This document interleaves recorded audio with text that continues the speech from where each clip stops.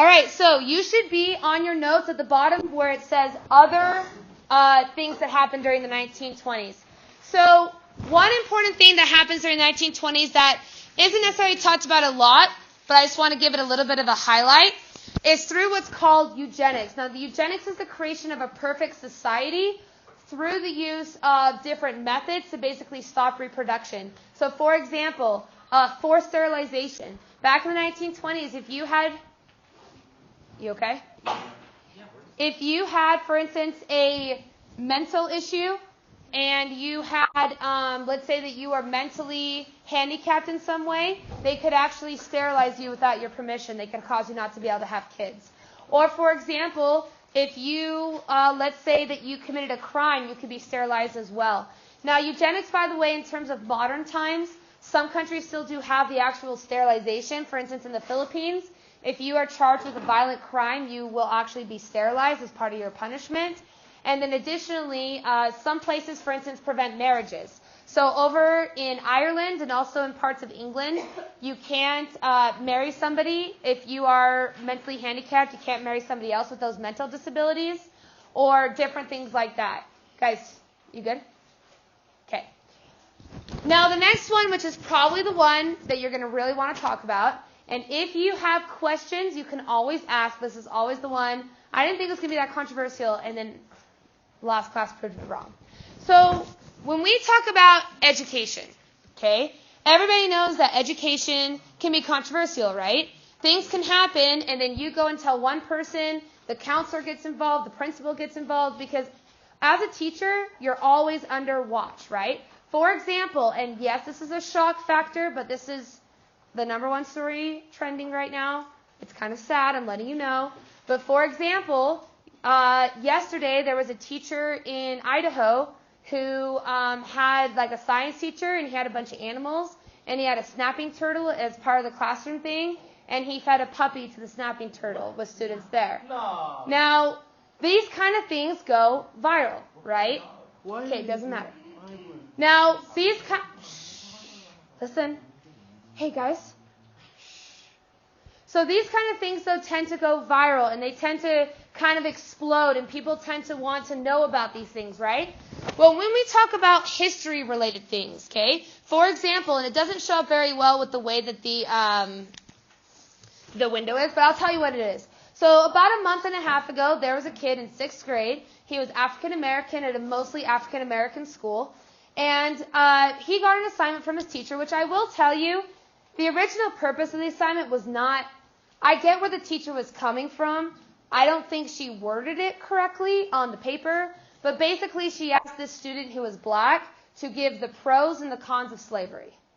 Now, you could have reworded this into what were the arguments for, or what did people at the time do, but instead it was, why would somebody like slavery? And this went viral, the teacher got fired, so it became a whole thing, right? Well, something similar happens in the 1920s that causes a little bit of concern. I might have to put this on my back because I think it might mess up the recording. Okay. So what happens is you have this guy. This guy named is John Scopes. That's why it's called the Scopes Monkey Trial. John Scopes is a brand new, graduated out of college at a liberal school, and he's a science teacher.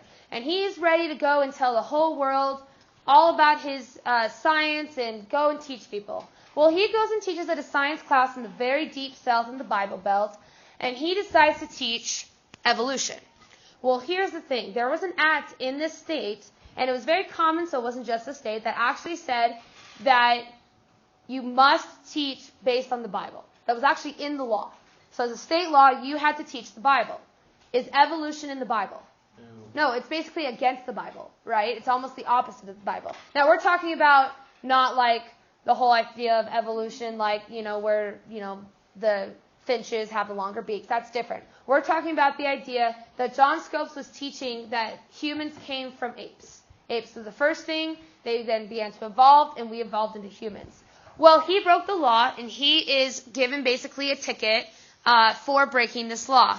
However, what happens is this explodes. People begin to have this debate of what's more important, creationism, which is the idea that you were created by God, or evolution. You evolved from another species. And it goes crazy. And everybody wants to be able to debate this. And people from all over the world go to this little itty bitty town in order to be able to decide which is more important. Now, a lot of people said this is our tradition, right? The Bible says this is how it goes. We're very much based on the Bible. You must fulfill it. Other people said, what about separation of church and state? You have a First Amendment right to freedom of religion. Why does that not count? Now, a lot of people said this as well, is that they believe that this was the first step to what's called atheism, which is the idea that you do not believe in a God or a godly figure, or a divine figure, depending on how you practice. Well, at this time, if you were atheist, that was literally like the worst thing you could be. Like, you were disowned from your family. Obviously, a lot of things are different nowadays than back then. But this is your first step towards not believing in God. And this idea, which I would write down, is called the modernist. So if you ever see the word modernist, they're usually having the idea of science. So they believe in science rather than strictly going back and talking only about religion and creationism, right? Well, what happens is that John Scopes is going to go on trial, and he is going to hire a very famous lawyer who we have actually learned about. I told you when I taught him we were going to hear about him again in a completely unrelated topic. He is on the right. Does anybody have any guesses? Henry Clay. No, he is super duper dead at this point. Not for long. Great grandson. No, but are you sure? No, because I think that many greats would actually be this generation. I know that John Quincy Adams currently has a great grandson right now that's living. That was like one of the big things because he had a kid when he was like 72. Okay. Marcus Garvey is black, and he is also a civil rights person, so not this. Okay, so this is a guy named William Jennings Bryan. Oh, now you're like, and he's like, I don't know who that is. Okay, William Jennings Bryan. Now this was the populism, the free silver movement, and things like that. And he randomly pops up in a completely unrelated topic. Now, why he was a successful lawyer? He was great at speaking. So great that they hired him to do this case. Now, a lot of people saw this as like the case of the monkeys. That's why it's called the Scopes monkey trial. What's going to happen? The reality is that he did break the law, though, and he was given a $100 fine. Okay? But it's so much, well, back then it's around $1,000. But still, this made huge changes. People began to change the laws. You don't have to teach religion in school. So what impact does this trial have on today? Well, let's talk about religion in schools. So for instance, this, which apparently wasn't even on the board. Okay? Now let me explain why this happened. Okay, listen. Now let me explain. You see, if you don't know, schools are allowed to have clubs. And even here at this school, and I saw it on the list of approved clubs, which I'm not 100% sure actually they came to fruition. But earlier in the year, we had clubs, for instance, for people who are Jewish. We had clubs for atheists. We had clubs for Christianity, Mormons. We had all those clubs here at the school. Well, what happened is that in Tacoma, they had a new religion that wanted to create a club, and that was the Satanic Church. Now, if you don't know, the Satanic Church does believe that Satan is basically their creator. They follow Satan's teachings. Well, the thing is that the school district said no. They said, your religion, it's too controversial, it's wrong, we're not going to allow you to do it. They sued, and the Supreme Court said they violated their religious rights, and they had to let them have this club. So they created this club because you can either have two options. You, one, allow everybody, or two, you allow nobody. So the only way to be able to allow everybody is to have you be able to join. Now, additionally, though, you might say, okay, that was a couple of years ago, right? Well, what happens if a teacher influences you based on their religion? So, for example, this happened back in January, is there was a girl that was in her class, and every single day in class, this was behind her teacher's desk. So, in theory, in her teacher's space. Well, the thing is that she was atheist, and she did not believe in prayer, and she did not believe in God. And she felt that every time she entered, she was being pressed against her own religious beliefs. So they sued, and the courts agreed. They said, your teacher can't put this behind you because that was undue and it was violating her religious rights. Now, The most famous one out of all of these is football. Now, if you don't know, football's biggest state is Texas. Texas is huge in football. But they're also huge in religion. And one of the things that's very traditional in Texas is before or after a game, you say a prayer. So typically, and if you've seen the signs, I mean, people will literally, you know how like some football teams, the cheerleaders hold up a sign and people run through it and it's like, woo. Well, they would actually have signs that said like John 3:16 or some sort of Bible reference because it was so ingrained. Well, these coaches before the game say, okay, let's all kneel down in prayer. They would pray and they'd play the game. Back in the late 2000s, I think it was 2009, about 40 students sued. They said, this is violating my religion. Now, what a lot of students say from this is, well, why can't you just opt out? Just say, if you don't want to pray, you don't have to pray, you're good. Well, they tried that in New York back in the 70s. So what they did is they wanted to have a communal prayer. So they got all the religions, 19 of them in New York. They got together. They made one prayer that was non-denominational. Every single church, whether it be Muslim, Catholic, Mormon, they all agreed this is non-denominational, it'll work. And they said you could opt out. All you have to do is sit down. You don't have to pray. You'll just be given a minute to pray.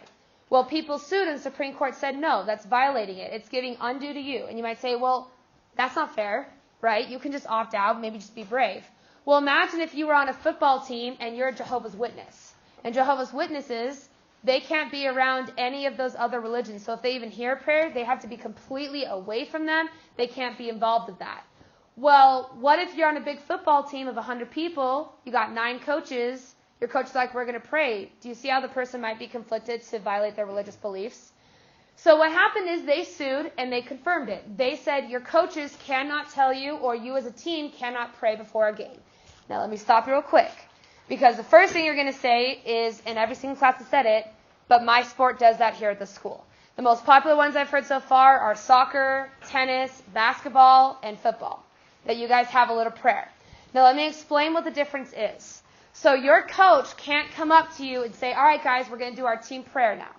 They can say, hey, if you guys want to have a moment of like meditation, that's what my husband's team did. Or if they say, okay coaches, you guys go do your thing. And if the coaches say it, that's a whole different story. Or the team captains or something like that.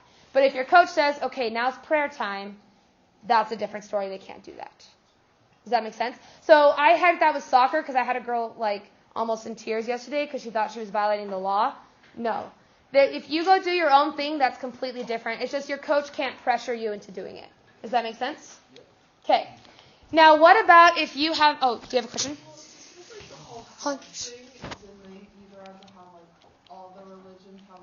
Yeah.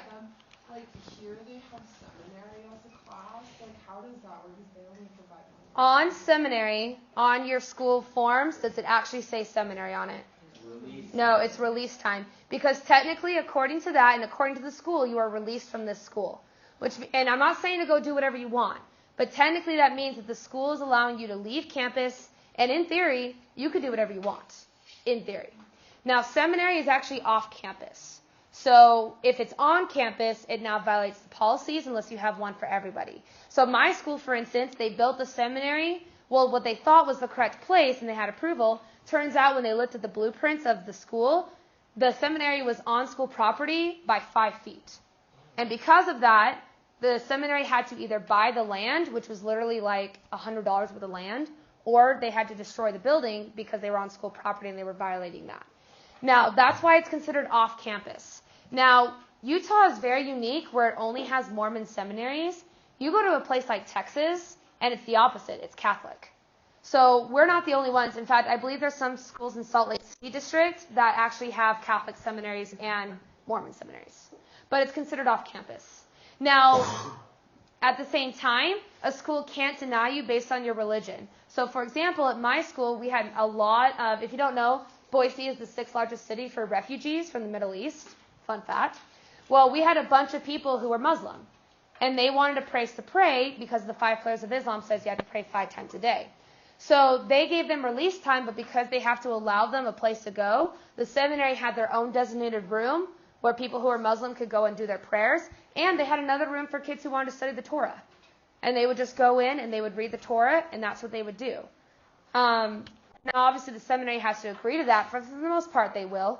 I don't know if that would happen here because we don't have as much diversity in terms of this school because I haven't heard a lot of people tell me they want one. But if you do, you can always ask. I knew a lot of people at my old school in the Valley that they had release time where they would go home with their parents and they would study the Torah. Or they would study the Quran. But yeah, that's why it's different. If it said seminary, now you got a problem. Because now you have to offer it to anyone. Now, the one thing, though, that somebody asked me, and your class hasn't asked me yet, is what about BYU? And why can BYU then pray before their games? That's because it's...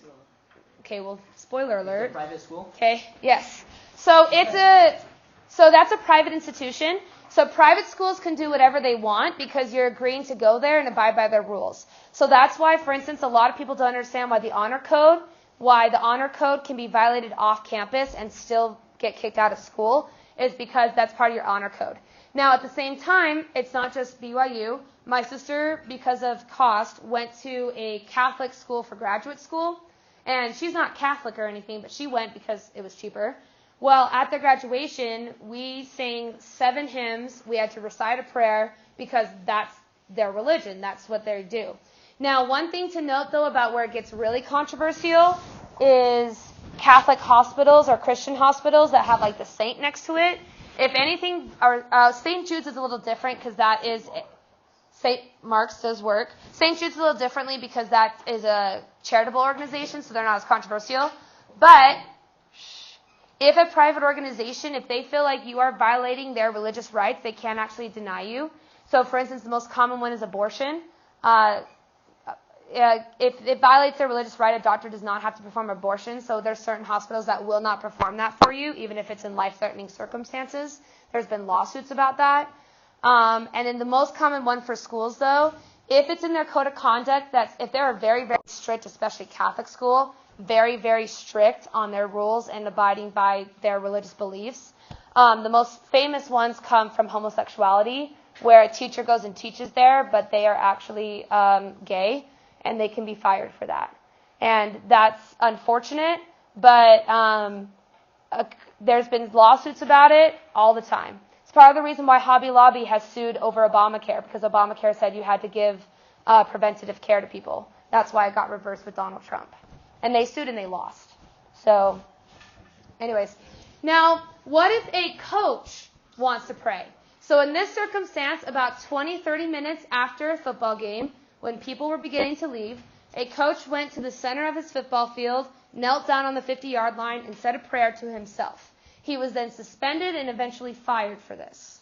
Now, he sued, saying, now you're violating my religious rights. And they said that because he's in a public office and in a position of power, he cannot do that.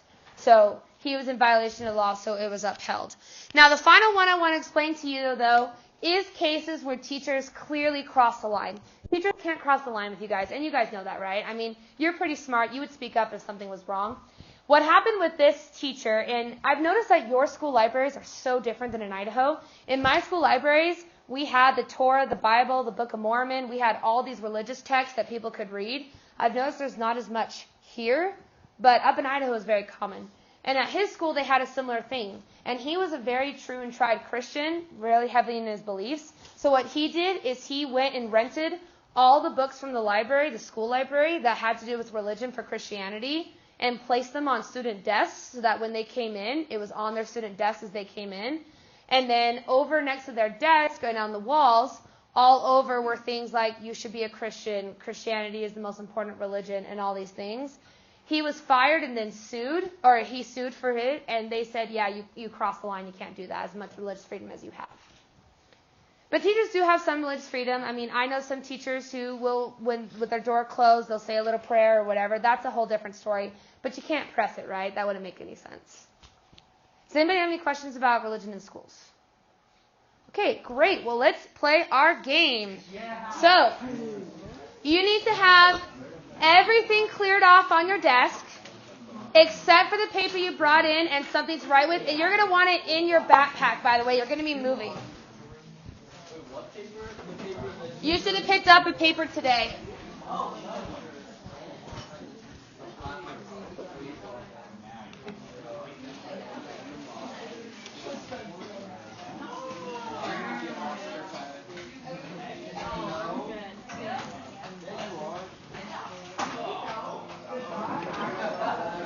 Again, you will want everything cleared off that you can. Also, if you're like on Snapchat or on your cell phone. Come on, Miles. I wasn't referring to Miles. I wasn't. I was referring to somebody else. My bad. Miles, get off Snapchat right now. Snapchat. Okay. Quickly. Okay. So again, in theory right now, you should only have one piece of paper on your desk and something to write with. Everything else, you're going to be moving place to place, so if you don't want somebody else to be touching it, I would definitely put it away.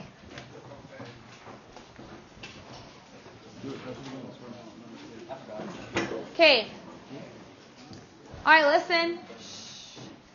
So let me explain what we're going to be doing today as a class. Now, I will tell you that this game, again, as I said before, it's a very, very fun game. I haven't had a class yet not like it, but the most important thing as we play this is a couple of ground rules. Number 1, no cheating. Okay? It ruins it for everybody if you cheat, so no cheating. Number 2, okay, you need to make sure that everybody is participating, especially the people that are towards the center of the room tend to have the hardest time participating because it gets kind of loud in here, so just be aware of that. Now let me explain why I created this game. So I used to work at another school that is anonymous, and when I was at this school, they did this really cool thing where in regular US, everything that you learned perfectly aligned with English. So you would learn all about the 1920s and then go read The Great Gatsby, and it all worked perfectly fine, which was super great. But then we had a problem. You see, people went through both of those classes, and they loved learning about alcohol so much that they went home and applied their learning, and it turned out really, really bad. Well, and then what happened is when they went and talked to the principal as they were getting suspended and stuff, they were like, why did you choose to do this? And they're like, oh, but we learned it in our U.S. history class and in English. Were they making moonshine? That may be one of the things that they did. They did many really bad things. So okay, great. Quiet. So what happened? Okay, quiet. It's making noise. Now, Ethan, do I need to take it? No. I will wear it at the softball game. No, you won't, because it's mine. Okay.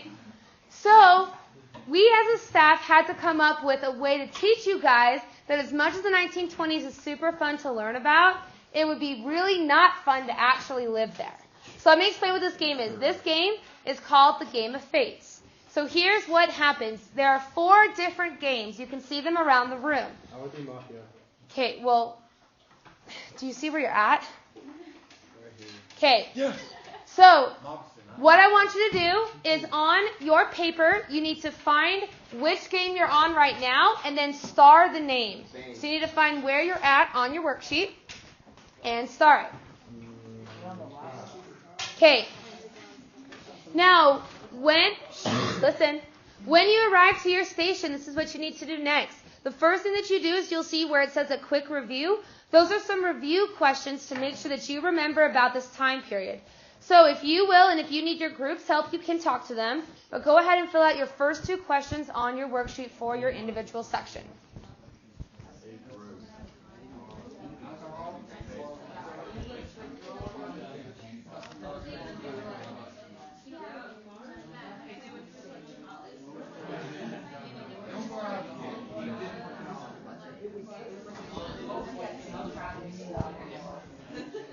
Should be answering your questions. Did anybody see? Hey, really quick. Do you guys have dice? Yeah. Do you guys have dice? They didn't give it back to me. Okay. All right, coming back together. Now, this is really important because if you don't listen, you won't know the instructions. And we had one group last class that just like for the life of them could not remember the instructions and it messed everything up. Okay? So let me explain what's going to happen. When you begin your game, up at the top, inside, there will be 2 pieces of paper. one piece of paper will be a picture. Whoever's reading is going to show that picture to everyone in your group. That's your starter picture. Okay? Then you will have a story. Now, while you read this story, you're going to be creating your own story based on your topic. Okay? Now, one thing I will note is the picture in this one, when it got printed, somebody was really excited to get it out of the printer and basically smeared all the ink and smudged it. So this picture doesn't really look like the picture, but you can still show it anyways. It's okay. Was it you or your husband? It was neither. It was the person printing it. Back at the first school I did this at, when you printed it, the printer I was on the 3rd level. The printer was on the 2nd level on the opposite side of the school. So it was almost a 10-minute walk. So by the time I got there, somebody had grabbed it out. Anyways, so you're going to read this story. Now, at the end, there are 8 endings to every single one of these situations. The problem is that out of these 8 endings, 7 of you will die. So 7 endings die, and mostly they're extremely vicious ways. Very sad ways. Now, I will tell you that every single one of these endings is true. They were all based on real stories that happened in the 1920s. However, I will tell you one thing, because every single class always gets sassy about it, so let me just do a little disclaimer. On the baseball player, this is a real story. The whole thing is real. The problem, though, is that the endings, all the real people did not die viciously. They all died of heart attacks and in their sleep. So if you die from a heart attack or you die in your sleep, you still die. Okay? At the end, it says you survived if you live. So if it doesn't say you survived, you're dead. So I don't want to hear, but everyone dies of old age. Well, those people didn't die violently. I was trying to be accurate. So here's what you're going to do. At the end, you want to be able to live. But here's the thing. Life comes at you. You can't make as many choices as you might like. So in order to help you, since some of you might try to cheat and say, oh, I bet this is the ending, you have to decide which way you're going to go via dice. Yes? What does that word say? It looks like campsite. Where? One more over. No, one more over the other way. Gather all of your belongings and flee to the countryside. Yes. The campsite. Okay. Anyways, so here's what happens. You read the first scenario. When you're done, you're going to be given 2 choices, which is your round 1. In order to decide where you're going to go, you have a dice on your table. Every single person is going to roll that dice. Listen. Shh. On your paper, don't practice. On your paper, you are going to tally up how many you have. So maybe you have 3 odds, 3 evens. Whichever one gets the most, that's the way you go. If you get more odds, you go left. More evens, you go right. All the way down until the very end when you discover your fate. Now, additionally, to make this slightly more fun, whichever team wins the most, as in survives the most, gets candy. Additionally, because sometimes it's luck of the draw, there are 3 what are called Easter eggs hidden throughout this game. Those are hidden little references to a Disney movie, a Lord of the Rings movie, and a Harry Potter movie. In all the games or just one of them? I won't tell you where. Now, listen. Now, if you are reading this and somebody hears or reads what they think is a reference, you calmly stand up, you individually walk towards me, and you tell me what you think the reference is. If you get it right, you get extra candy. Now, this is only applicable to you. So we had a problem last class where a girl came up with the answer and somebody else went and talked to me, and I was like, okay, you get a point. And the girl was really upset because they stole her answer. It's for one single person. So if you think you have it, be a little selfish. Come chat with me. Yes. Harry Potter, Lord of the Rings, and Disney. Disney. Okay. All right, listen. Okay. Listen. Now, this game is relatively self-explanatory. Once you start, it's very easy to get into. We only have about 45 minutes left, which should barely be enough time to get through all the games. Our goal is to get through all the games so that you can have a chance to play them all, okay? So, by the way, one more thing. When somebody is reading out your story, it helps if your person is in the middle of your group so everybody can hear them. Okay? All right, so your person can go ahead and go grab your story and you can get started. Oh, hey, one more thing. Hey, one more thing really fast. In terms of cheating, things to not do is don't flip things. So don't flip storylines because it gets really confusing. And once it's over, don't try to search into the other folders to try to find which one won. There's two problems with that. Number one, it should be a surprise for everyone. And number two, if you get like, oh, it should have been look up. And then everyone around you is like, oh, it's look up. And they will magically fudge the numbers to go that way. And you don't want to do that. Okay? All right, go ahead and get started.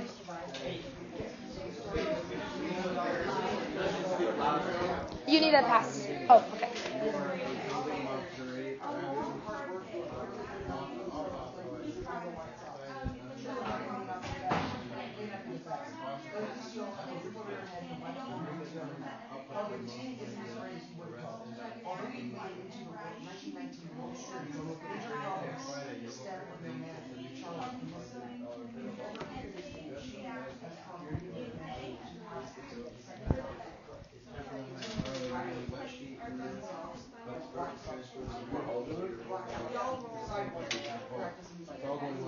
When your mom, Nate, decides to light up a cigar,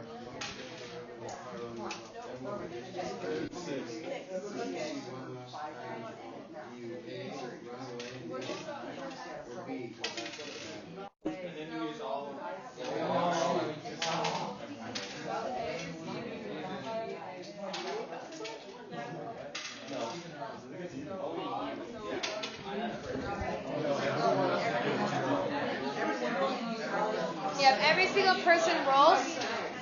And, huh? No. Everybody, and you tally them, and whichever one has the most.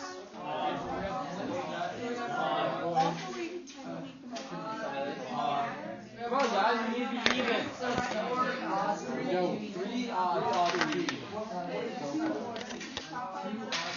Do we do this as a community? Yes. This sucks. There's a terrible monster. You are all terrible. Okay. Wow. I think we got runaway and leaves a bag. Well, who's the bad guy again? Actually, no, we ran away and left the bag. Yeah, we ran away and left the bag. Like everyone else. We're terrible. All right, step 2. Your getaway car zooms away just as a fire truck comes in and pops shot. Luckily, all of you made it out alive. You drive to your apartment and spread out yourselves on the table $400,000. You know your boss is going to hit off your back. You knew when you came into you would split 20% of what you get, the rest goes to your boss. But $80,000 split 6 ways only leaves you about $13,000. A car ride or you didn't get greedy. Like, we got money. I guess you're feeling gutsy today. You're more than double your money as you an extra $16,000. You take the rest of the money to your boss. However, the next morning isn't so great. You see, the bank isn't so happy about what happened. They call the press in the front of the newspaper flyers $400,000 which is you the bank. You panic your boss may not be smart, but you'll figure out pretty quick that you could. But your wife is too far into her fantasy to just up and move. Do you get ready to find your way to live or be? It would be obvious. It would be obvious. It would be obvious. It would be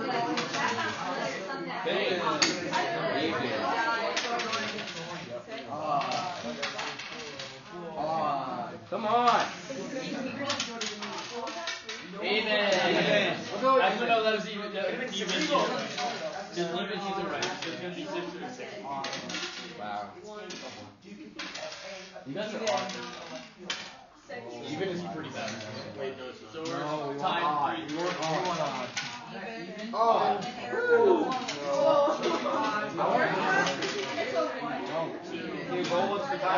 Tyler, the tiebreaker.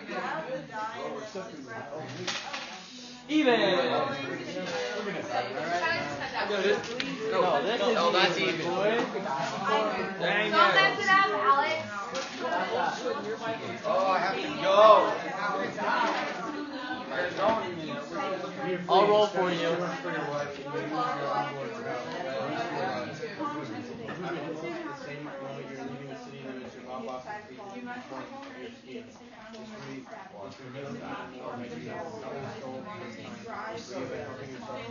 Yeah, I'm gonna have to call you for 2 years. One night you were pushing away where you can't remember saying something about that. Read aloud to everyone.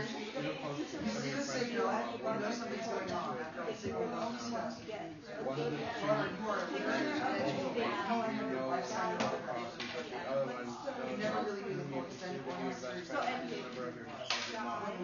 you don't know the crosses, but there's always a chance. Do you A, be with the friends, or B, with the nearby hotel? See, I want to do the agree to become a hitman. Even. Wait, how much? 2 and 1. We want even this time. That was going to be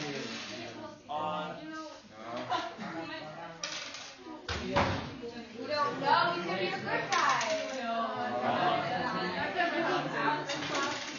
Even. That was a 4. It's a 4. It's a 4. It kicked off his. But it actually landed on his desk before it split off. Okay, we're even. Wait, no, we're tied. No, we're tied. No, we're not. Tyler's a tiebreaker. No, it's 3 and 4. We have 4 even. Tyler, do not roll. Hey! You can roll later. Well, Tyler wasn't here and Alex didn't roll. Okay, so we got 4 even and 3 on. Yep. Ending 4.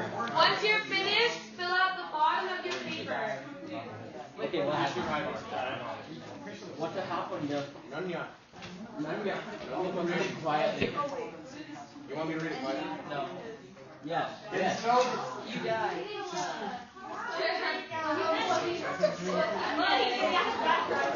flee to a nearby hotel. By the way, make sure that last question, give a little bit of explanation of what actually happened in your story, because you will need to know that for next class. When you realize you were doing so, you drunken confession.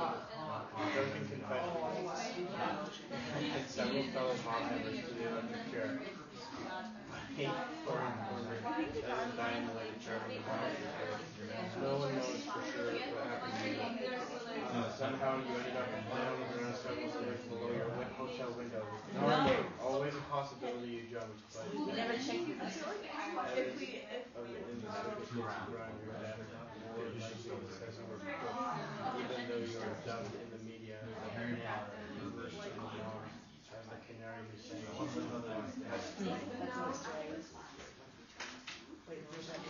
Okay, so we're about to switch, so get ready. Did anybody win this round?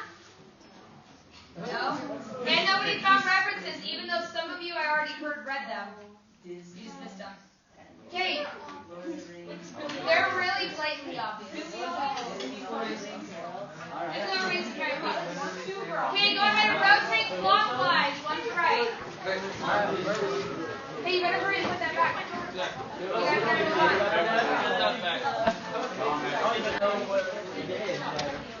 rotate one to the right.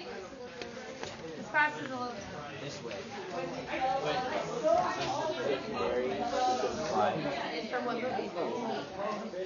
From Lord of the Rings. From Disney. From Disney? Yes. Here you go. Once you sit down, you can go ahead and get started. Where's my group?